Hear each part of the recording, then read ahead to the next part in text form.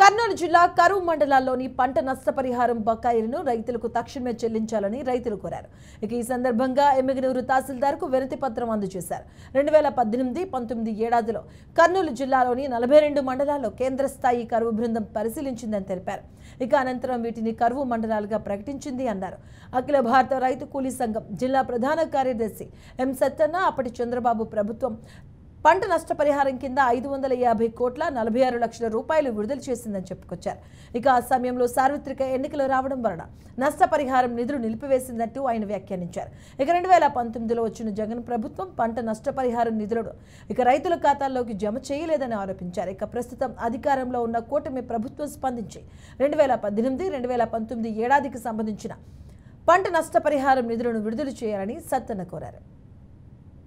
సంఘ మాధ్యమంలో ఎంఆర్ఓ గారికి వినతి పత్రం ఇవ్వడం జరిగింది.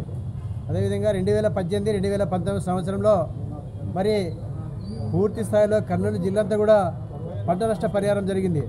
అది ఖరీఫ్ సీజన్ అయితేమి రబీ సీజన్ అయితేమి పూర్తి స్థాయిలో మరి జరిగింది.